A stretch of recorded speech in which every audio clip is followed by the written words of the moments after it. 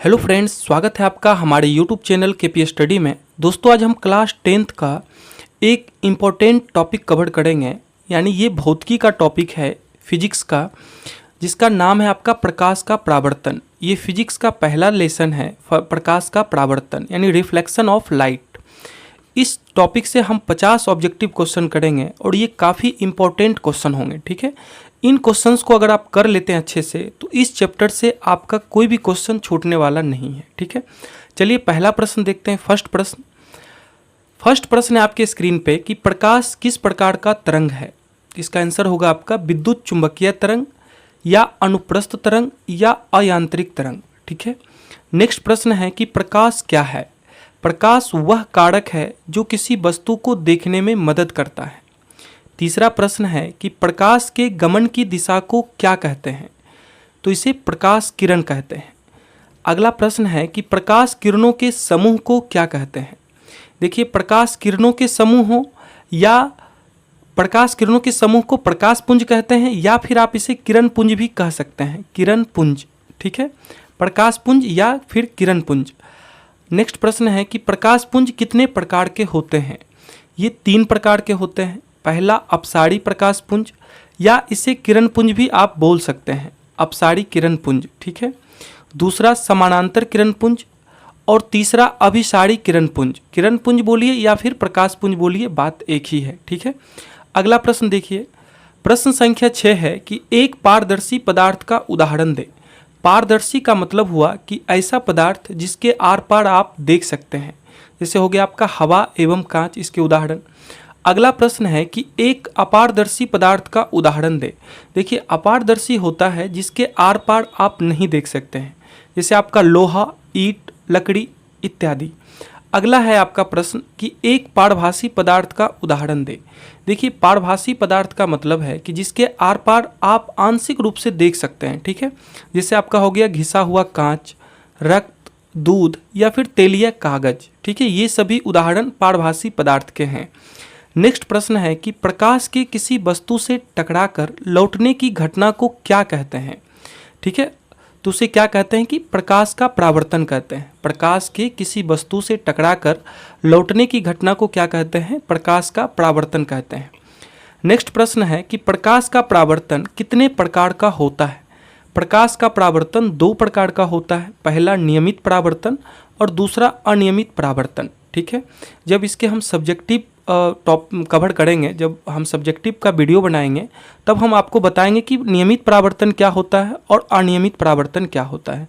क्योंकि ये objective session है तो आप यहाँ बस ऑब्जेक्टिव क्वेश्चन देखिए। ठीक है, चलिए नेक्स्ट प्रश्न है कि परावर्तन के कितने नियम हैं। परावर्तन के कितने नियम हैं, तो 2 नियम हैं। नेक्स्ट प्रश्न है कि किसी बिंदु स्रोत से आने वाली किरण को क्या कहते हैं। किसी बिंदु स्रोत से आने वाली किरण को आपतित किरण कहते हैं। जैसे सूर्य से आने वाली किरण क्या कहलाएगी, आपतित किरण कहलाएगी। आपके बल्ब से जो रोशनी निकलती है या किरण आती है उसको कौन सा किरण बोलेंगे, आपतित किरण बोलेंगे। ठीक है, नेक्स्ट प्रश्न है कि किसी परावर्तक सतह से टकराकर लौटने वाली किरण को क्या कहते हैं। तो परावर्तक सतह से टकराकर लौटने वाली किरण परावर्तित किरण कहलाती है। मान लीजिए ये एक परावर्तक सतह है।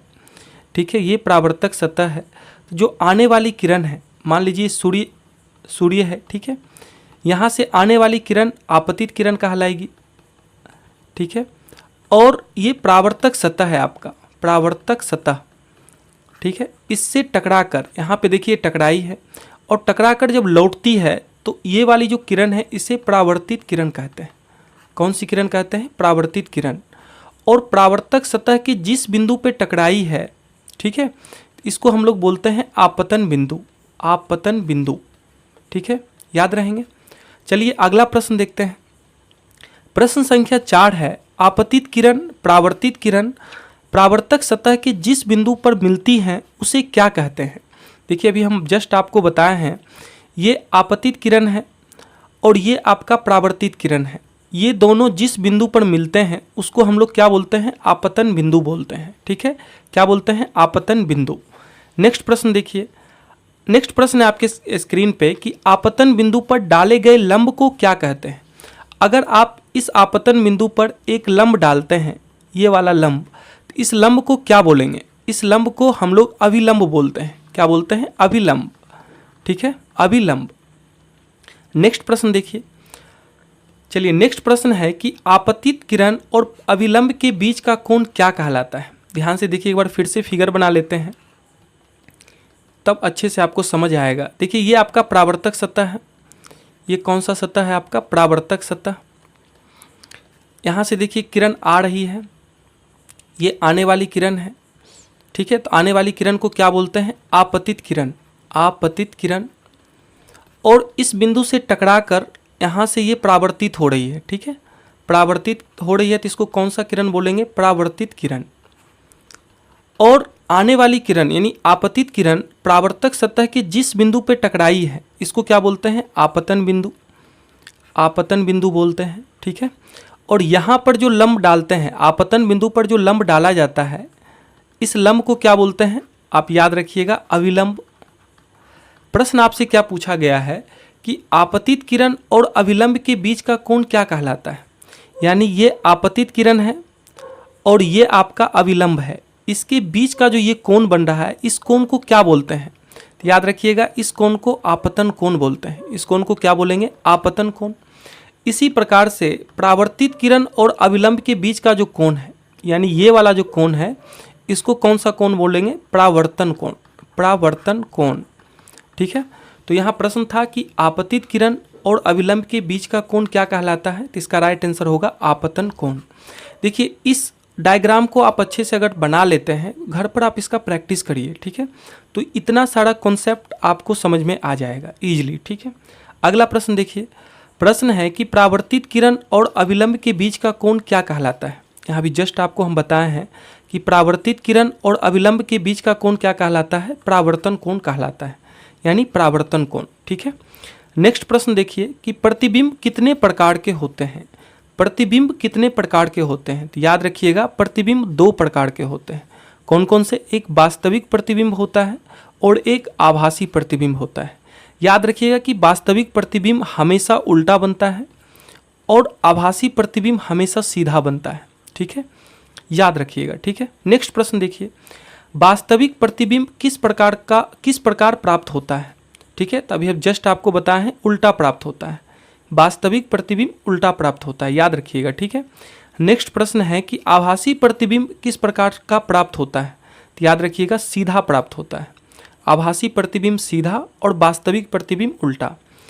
अगला प्रश्न है कि दर्पण किसे कहते हैं? देखिए इसका डिफिनीशन आप दे सकते हैं कि वह चिकनी या चमकीली सतह जो प्रकाश किरणों को निश्चित नियमानुसार परावर्तित करती है, उसे हम लोग दर्पण कहते हैं। वह चिकनी या चमकीली सतह जो प्रकाश किरणों को निश्चित नियमानुसार, देखिए निश्चित नियमानुसार कहने का मतलब प्रकाश परावर्तन के दो नियम हैं। ठीक है, दो नियम हैं। कौन कौन से नियम हैं? पहला नियम है कि आपतन कोण परावर्तन कोण के बराबर होना चाहिए। आपतन कोण परावर्तन कोण के बराबर होना चाहिए। और दूसरा नियम है कि आपतित किरण परावर्तित किरण, आपतित किरण, ठीक है, परावर्तित किरण, परावर्तित किरण और आपतन बिंदु पर डाला गया अभिलंब, आपतन बिंदु पर डाला गया अभिलंब, तीनों एक बिंदु पर होना चाहिए। ठीक है, तीनों एक जगह होना चाहिए। ठीक है, ये प्रकाश परावर्तन के नियम हैं। अगर कोई सतह जो है चमकीली सतह या चिकनी सतह इस नियम के अनुसार प्रकाश किरणों को परावर्तित करती है तो हम उसे दर्पण कह सकते हैं। ठीक है, अगला प्रश्न है कि दर्पण कितने प्रकार के होते हैं? दर्पण 3 प्रकार के होते हैं। पहला आपका गोलीय दर्पण, दूसरा समतल दर्पण और तीसरा परवलयिक दर्पण। ठीक है, नेक्स्ट प्रश्न है कि गोलीय दर्पण कितने प्रकार के होते हैं? तो देखिए गोलीय दर्पण 2 प्रकार के होते हैं, एक उत्तल दर्पण और दूसरा अवतल दर्पण। काफ़ी इंपॉर्टेंट है। ठीक है, गोलीय दर्पण 2 प्रकार के, एक उत्तल दर्पण और एक अवतल दर्पण। नेक्स्ट प्रश्न है कि जिस दर्पण की परावर्तक सतह बाहर की ओर उभड़ी हो उसे क्या कहते हैं? यानी जो दर्पण इस प्रकार से बना हो, इस प्रकार से, ठीक है, इस प्रकार से बना हो, जो सतह, ये देखिए ये आपका रंगा हुआ सतह है, जो बाहरी सतह है ये आपका परावर्तक सतह है। ठीक है, ये कौन सी सतह है? परावर्तक सतह। यानी जिसका परावर्तक सतह बाहर की ओर उभरा हो उसको हम लोग क्या बोलते हैं? उत्तल दर्पण बोलते हैं। कौन सा दर्पण बोलते हैं? उत्तल दर्पण। अगला है कि जिस दर्पण की परावर्तक सतह अंदर की ओर धसी हो उसे क्या कहते हैं। इसमें किस प्रकार से फिगर बनेगा आपका, इस प्रकार से। यहाँ इसमें क्या करेंगे कि बाहर रंगेंगे, ठीक है। इसका जो परावर्तक सतह होगा वो अंदर की ओर धसी होगी, ये है इसका परावर्तक सतह, ठीक है, ये परावर्तक सतह है। तो जिसका बाहर की ओर उभड़ा है उसे उत्तल दर्पण, और जिसका अंदर की ओर धसा हुआ है उसे अवतल दर्पण कहते हैं, ठीक है। नेक्स्ट प्रश्न है आपके सामने कि वैसा दर्पण जो पूर्णतः गोल नहीं हो उसे किस दर्पण के नाम से जानते हैं। जो पूर्णतः गोल नहीं हो उसे हम लोग क्या बोलते हैं, परवलयिक दर्पण, परवलयिक दर्पण, ठीक है। नेक्स्ट प्रश्न है कि गोलीय विपथन को दूर करने के लिए किस दर्पण का उपयोग किया जाता है। गोलीय विपथन को दूर करने के लिए परवलयिक दर्पण का उपयोग होता है, ठीक है, काफ़ी इंपॉर्टेंट है, याद रखिएगा, ठीक है। नेक्स्ट प्रश्न है कि किस दर्पण को अभिसारी दर्पण के नाम से जानते हैं। देखिए अभिसारी का मतलब हुआ कि जहाँ जो विभिन्न जगहों से आने वाली प्रकाश किरणों को एक जगह एकत्रित कर देती है, अभिसरित कर देती है, ठीक है, एक जगह जमा कर देती है, उसी को अभिसारी बोलते हैं, ठीक है। तो ये किस दर्पण का गुण है, अवतल दर्पण का गुण है, ठीक है, जो प्रकाश किरणों को एक जगह पे फोकसित कर देता है, ठीक है। तो किस दर्पण को अभिसारी दर्पण बोलते हैं, अवतल दर्पण को बोलते हैं। इसका जस्ट अपोजिट किस दर्पण को अपसारी दर्पण के नाम से जाना जाता है। तो अपसारी दर्पण उत्तल दर्पण को बोलते हैं। ये प्रकाश किरणों को फैला देता है, ठीक है, ये प्रकाश किरणों को क्या करती है, फैला देती है, ये चारों तरफ फैला देती है, ठीक है, अपसरित कर देती है, ये जमा कर देती है एक जगह पे, कौन, अवतल दर्पण, और ये फैला देती है यानी बाहर की ओर फैला देती है, तो इसको हम लोग उत्तल दर्पण कहते हैं। अपसारी दर्पण को उत्तल दर्पण कहा जाता है और अभिसारी दर्पण को क्या कहा जाता है, अवतल दर्पण, ठीक है। यानी दोनों का नाम याद रखिएगा, अवतल दर्पण को अभिसारी दर्पण क्योंकि ये प्रकाश किरणों को एक जगह जमा कर देता है, ठीक है, और उत्तल दर्पण प्रकाश किरणों को फैला देता है, ठीक है। नेक्स्ट प्रश्न देखिए कि अवतल दर्पण की फोकस दूरी किस प्रकृति की होती है। अवतल दर्पण की फोकस दूरी ऋणात्मक होती है, याद रखिएगा, ठीक है। अवतल दर्पण की फोकस दूरी क्या होती है, ऋणात्मक, और उत्तल दर्पण की फोकस दूरी क्या होती है, धनात्मक। उत्तल दर्पण की फोकस दूरी किस प्रकृति की होती है, धनात्मक होती है, ठीक है। उत्तल दर्पण की फोकस दूरी धनात्मक और अवतल दर्पण की फोकस दूरी ऋणात्मक होती है। नेक्स्ट प्रश्न है कि किस दर्पण के ध्रुव और मुख्य फोकस, किसी दर्पण के ध्रुव और मुख्य फोकस के बीच की दूरी को क्या बोलते हैं। किसी दर्पण के ध्रुव, ध्यान से समझिए, ये मान लीजिए अवतल दर्पण है, इसका जो ये पार्ट है ये आपका ध्रुव है, और यहाँ से जब आप क्षैतिज रेखा खींचिएगा, ठीक है, तो ध्रुव से मुख्य फोकस, ये आपका इसका मुख्य फोकस है, ठीक है। इस बीच की दूरी को हम लोग क्या बोलते हैं, फोकस दूरी बोलते हैं। क्या बोलते हैं, फोकस दूरी। इसको स्मॉल एफ से डिनोट किया जाता है, ठीक है, स्मॉल एफ से। ध्रुव से मुख्य फोकस के बीच की दूरी को क्या बोलते हैं, फोकस दूरी, ठीक है, जिसको स्मॉल एफ से डिनोट किया जाता है। और इतना ही दूरी, फोकस दूरी से जब आप आगे बढ़िएगा तो ये हो गया वक्रता केंद्र, ठीक है, ये आपका वक्रता केंद्र है। तो वक्रता केंद्र से मुख्य, वक्रता केंद्र से ध्रुव यानी पोल के बीच की दूरी को क्या बोलते हैं, वक्रता त्रिज्या बोलते हैं, ठीक है। ये हो गया आपका वक्रता त्रिज्या, वक्रता त्रिज्या, और ये हो गया आपका फोकस दूरी, ठीक है। फिगर जरूर बनाया करिए, ठीक है, इससे आपको अच्छे से समझ में आएगा। अगला प्रश्न है कि किसी दर्पण के ध्रुव और वक्रता केंद्र के बीच की दूरी को क्या बोलते हैं। बीच का स्पेलिंग सही कर लीजिए। किसी दर्पण के ध्रुव और वक्रता केंद्र के बीच की दूरी, देखिए ये दर्पण का ध्रुव है और ये वक्रता केंद्र है, इसको क्या बोलते हैं, वक्रता केंद्र। सी, इसको सी से डिनोट करते हैं। और ये एफ जो है, कैपिटल एफ, इसको बोलते हैं फोकस, मुख्य फोकस या फोकस भी बोल सकते हैं, ठीक है। तो ध्रुव से वक्रता केंद्र के बीच की दूरी को क्या बोलते हैं, वक्रता त्रिज्या बोलते हैं, जिसको कैपिटल आर से डिनोट किया जाता है, ठीक है। फोकस दूरी को स्मॉल एफ से डिनोट किया जाता है। तो इसका राइट आंसर बनेगा आपका वक्रता त्रिज्या। अगला प्रश्न है कि दर्पण की सभी दूरियां कहाँ से मापी जाती है। काफ़ी इंपॉर्टेंट है, दर्पण की सभी दूरियां कहाँ से मापी जाती है, ध्रुव पी से मापी जाती है, याद रखिएगा, इस ध्रुव पी से मापी जाती है, ठीक है। नेक्स्ट प्रश्न देखिए, सोलर कुकर में किस दर्पण का उपयोग किया जाता है। सोलर कुकर में, याद रखिएगा, सोलर कुकर में अवतल दर्पण का उपयोग होता है। क्यों होता है, तो देखिए सोलर कुकर का जो ऊपरी परत है, ठीक है, इस पे अवतल दर्पण लगा हुआ रहता है।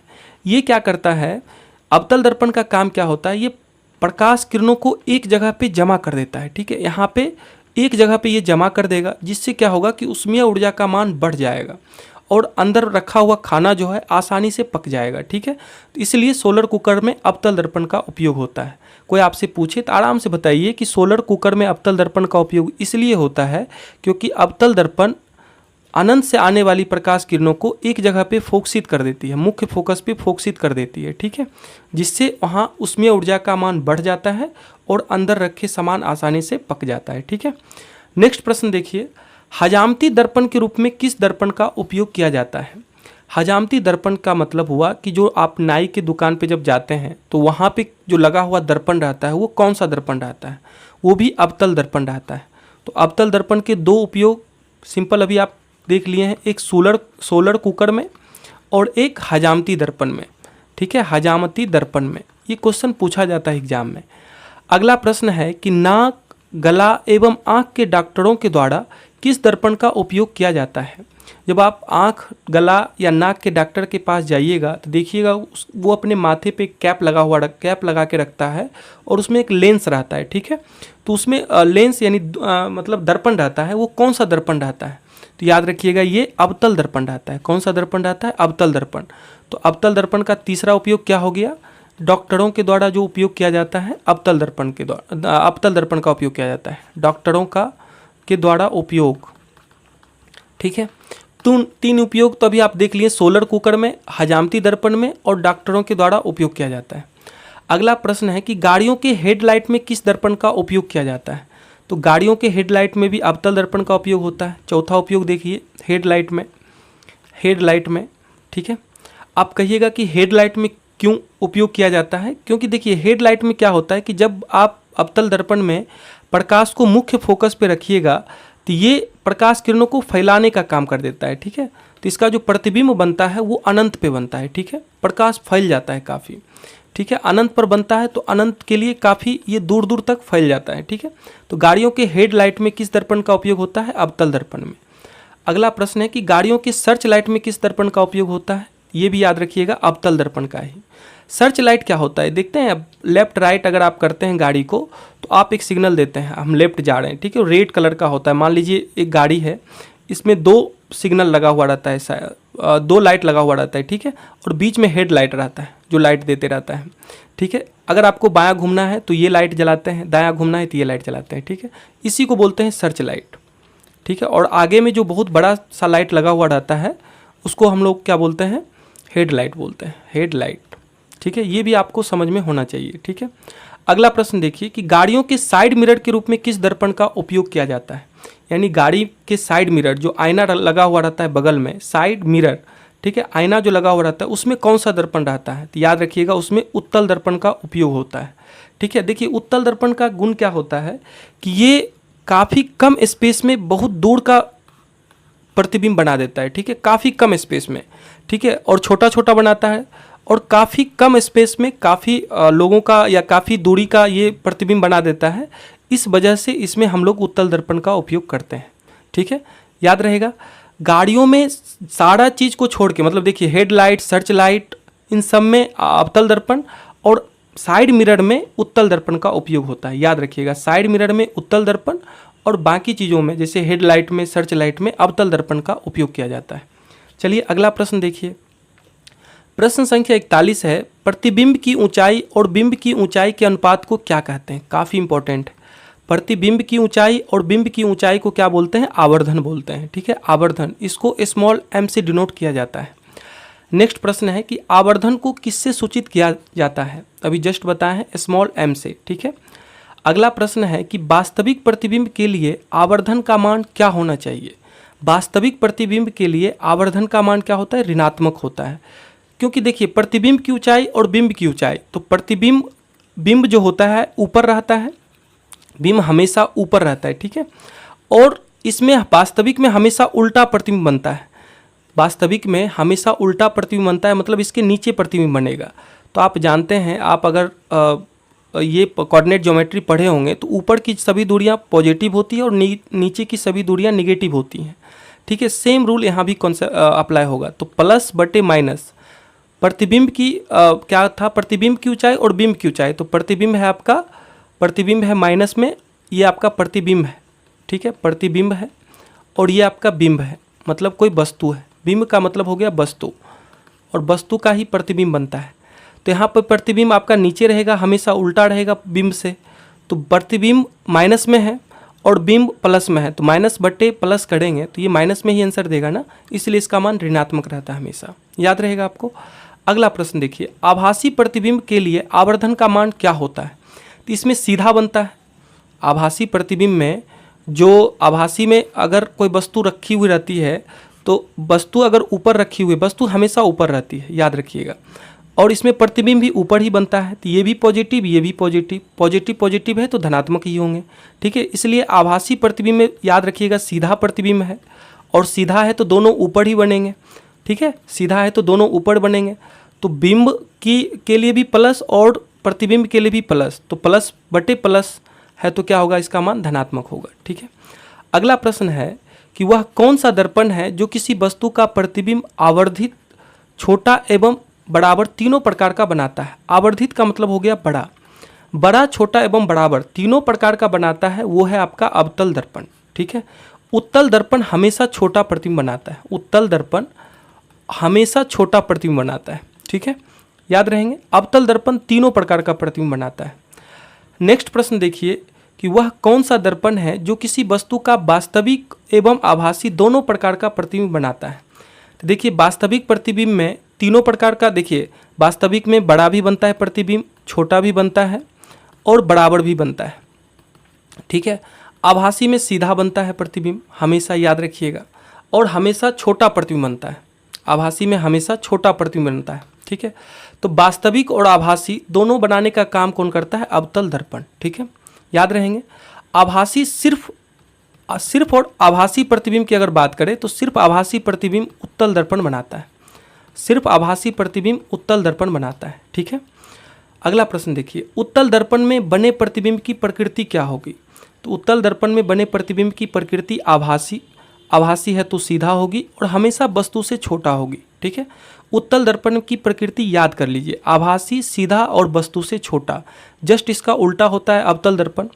अवतल दर्पण में आभासी भी होता है, प्रतिबिंब बनता है और वास्तविक भी बनता है, ठीक है। ज़्यादा केस में वास्तविक बनता है, 5 केस में, इसमें टोटल 6 केस आप पढ़िएगा, तो 5 केस में वास्तविक बनता है और 1 केस में आभासी बनता है, ठीक है। जब हम सब्जेक्टिव लेक्चर लेंगे तो उसमें हम आपको अच्छे से इसके बारे में बताएंगे। अगला प्रश्न देखिए कि वह कौन सा दर्पण है जो किसी वस्तु का हमेशा आभासी प्रतिबिंब बनाता है? हमेशा आभासी, ठीक है। तो हमेशा आभासी कौन बनाता है? आपका उत्तल दर्पण। हमेशा आभासी है तो आभासी हमेशा क्या होता है? सीधा होता है, और ये हमेशा छोटा प्रतिबिंब देगा, ठीक है। उत्तल दर्पण में हमेशा छोटा प्रतिबिंब बनता है, ठीक है, और उत्तल दर्पण में जो आवर्धन होता है वो क्या होता है? प्लस में होता है। और उत्तल दर्पण का जो फोकस दूरी है वो भी क्या रहता है? हमेशा पॉजिटिव रहता है। आवर्धन भी प्लस में और फोकस दूरी भी प्लस में, याद रहेंगे, ये काफ़ी इंपॉर्टेंट है। नेक्स्ट प्रश्न देखिए, और ये आज के इस लेक्चर का सेकेंड लास्ट प्रश्न है। दर्पण सूत्र क्या है? काफ़ी इंपॉर्टेंट है दर्पण सूत्र। देखिए दर्पण सूत्र होता है 1/v प्लस 1/u बराबर 1/f। f क्या है आपका? यहाँ पे फोकस दूरी है, f आपका फोकस दूरी है। v क्या है आपका? v प्रतिबिंब की दूरी है, v आपका प्रतिबिंब की दूरी है, प्रतिबिंब दूरी। और u है आपका बिंब की दूरी, यानी वस्तु की दूरी। बिंब का मतलब हो गया वस्तु, वस्तु की दूरी, ठीक है, याद रहेंगे। दर्पण सूत्र याद रखिए, 1/v प्लस 1/u बराबर 1/f, काफ़ी इंपॉर्टेंट। अगला प्रश्न है कि दर्पण की फोकस दूरी एवं वक्रता त्रिज्या में क्या संबंध है? देखिए फोकस दूरी को स्मॉल f से डिनोट करते हैं और वक्रता त्रिज्या को कैपिटल R से डिनोट करते हैं। ध्यान से समझिए, इसको फिगर से समझिए। मान लीजिए एक दर्पण है, ठीक है, ये एक दर्पण है। यहाँ पे देखिए ये इसका पोल है, ध्रुव है। इसमें देखिए यहाँ से ये आपका फोकस हो गया, ठीक है, और यहाँ से फोकस से ध्रुव के बीच की जो दूरी है उतना ही दूरी फोकस से आपका वक्रता केंद्र के बीच की दूरी होगी। ये वक्रता केंद्र है, ठीक है। तो यहाँ से हम क्या देख रहे हैं कि फोकस दूरी जो होती है, ठीक है, मान लीजिए ये अगर आपका 1 है, ठीक है, तो ये भी आपका 1 होगा, क्योंकि देखिए ध्यान से समझिए, यहाँ से यहाँ भी आपका 1 हो जाएगा, और यहाँ से यहाँ अगर आपने 1 माना है तो ये भी आपका 1 होगा। या फिर आप ऐसे समझिए कि P से F की दूरी अगर F है, ठीक है, फोकस दूरी को एफ से डिनोट करते हैं, फोकस दूरी को एफ से डिनोट करते हैं। बीच से मुख्य फोकस के बीच की दूरी को फोकस दूरी बोलते हैं, ये आपका एफ है, ठीक है। ये दूरी अगर आपका एफ है तो यहाँ से लेके मुख्य फोकस से लेके वक्रता केंद्र के बीच की दूरी भी एफ कहलाएगी।